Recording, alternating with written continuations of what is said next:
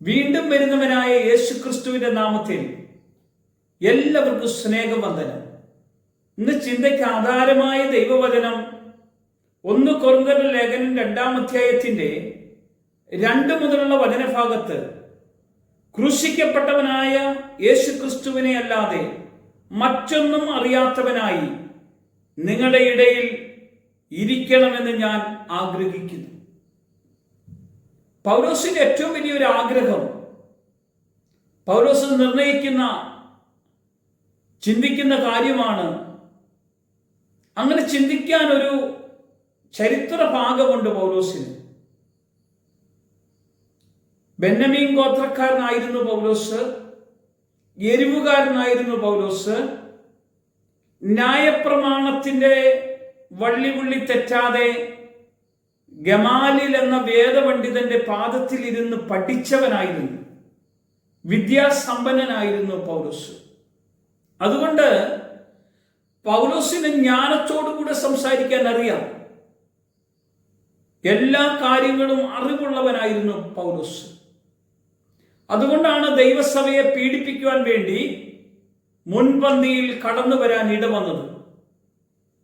യേശുക്രിസ്തുവിനെ രക്ഷിതാവും നാഥനുമായി സ്വീകരിച്ച് ഏറ്റുപറയുന്നവരെ കൊല്ലുവാനും തടവിലാക്കുവാനും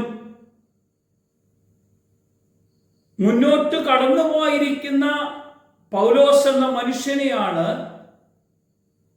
യേശുക്രിസ്തുവിനെ അല്ലാതെ മറ്റൊന്നും പ്രസംഗിക്കാൻ ഞാൻ ആഗ്രഹിക്കുന്നില്ല എന്ന് വിളിച്ചു പറയാൻ ഇടവരുന്നത്. വചനം എങ്ങനെയാ പറയുന്നത്? ക്രൂശിക്കപ്പെട്ടവനായ യേശുക്രിസ്തുവിനെ അല്ലാതെ, ക്രൂശിക്കപ്പെട്ടവനായ യേശുക്രിസ്തുവിനെ അല്ലാതെ. ബൈബിള് നമ്മൾ വീണ്ടും വീണ്ടും ആവർത്തിച്ച് പഠിക്കുമ്പോൾ കൊരിന്ത്യരുടെ ലേഖനത്തിൽ 2-ാം അധ്യായത്തിന്റെ 2-ാം വചനം, പൗലോസ് വചനം തന്റെ ഹൃദയത്തിലേക്ക് ഏറ്റെടുക്കുക ചെയ്യുന്നത്. ക്രൂശിക്കപ്പെട്ട യേശു എന്തിനു വേണ്ടി ക്രൂശിക്കപ്പെട്ടു? ആർക്ക് വേണ്ടി ക്രൂശിക്കപ്പെട്ടു? അവൻ ക്രൂശിൽ കയറുവാനുള്ള കാരണം എന്തായിരുന്നു? പ്രിയമുള്ളവരെ, തിരുവചനത്തിലൂടെ നമ്മൾ തിരിച്ചറിയണം. യേശു കർത്താവ് ക്രൂശിൽ കയറാൻ കാരണം ദൈവരാജ്യത്തെ കുറിച്ച് പഠിപ്പിച്ച് ദൈവരാജ്യത്തിന്റെ മർമ്മങ്ങളെല്ലാം വെളിപ്പെടുത്തി, എന്നെ കാണുന്നവൻ പിതാവിനെ കാണുന്നു, ഞാനും പിതാവ് ഒന്നായിരിക്കുന്നത് പോലെ നിങ്ങൾ എന്നിൽ ഒന്നാകണമെന്ന് യേശു പഠിപ്പിച്ചു. അതുകൊണ്ട് യേശു ദൈവമാണെന്ന് യേശു തന്നെ പറയുവാൻ ഇടവന്നു. യേശു ദൈവമാണെന്ന് നീ നിന്നെ തന്നെ ദൈവമാക്കിയില്ലേ? നീ നിന്നെ തന്നെ രാജാവാക്കിയില്ലേ എന്ന് ചോദിച്ചപ്പോൾ നിങ്ങൾ തന്നെ പറഞ്ഞുവല്ലോ എന്ന് മറുപടി പറയുവാൻ ഇടവന്നു. ഇതിന്റെ എല്ലാം പശ്ചാത്തലം, നമുക്ക് വേണ്ടി യേശുക്രിസ്തു ക്രൂശിൽ മരിച്ച് പാപത്തിന് പരിഹാരം യാഗമായി തീർന്ന് നമ്മളെ പാപത്തിൽ നിന്ന് പൂർണ്ണമായും രക്ഷിച്ച്, ഈ രക്ഷകനായ ക്രിസ്തു യേശു അല്ലാതെ മറ്റൊന്നും എൻ്റെ ജീവിതത്തിൽ ഞാൻ അറിയേണ്ട, എൻ്റെ അറിവ് മുഴുവനും ഞാനിതാ നിങ്ങളുടെ കരങ്ങളിൽ ഏൽപ്പിച്ചു തരുമെന്ന് എന്ന് വിദ്യാസമ്പന്നനായിരിക്കുന്ന പൗലോസ് എന്ന മനുഷ്യൻ വിളിച്ചു പറയാൻ ഇടവന്ന്. പ്രിയമുള്ളവരെ, തള്ളിപ്പറഞ്ഞവൻ ഏറ്റുപറയുവാൻ ഇടവന്നു. അവന്റെ നാമത്തെ പ്രതി മറ്റുള്ളവനെ കൊന്നവൻ യേശുക്രിസ്തുവിന് വേണ്ടി ജീവൻ യാഗമായി കൊടുക്കുവാൻ അവൻ തയ്യാറായി. പൗലോസ് പറയുക, ഇനി ജീവിതം ക്രിസ്തുവും മരണം നേട്ടമെന്ന് വിളിച്ചു പറഞ്ഞെങ്കിൽ യേശുക്രിസ്തു അല്ലാതെ മറ്റൊരു നാമം നമുക്കുണ്ടാകരുത്.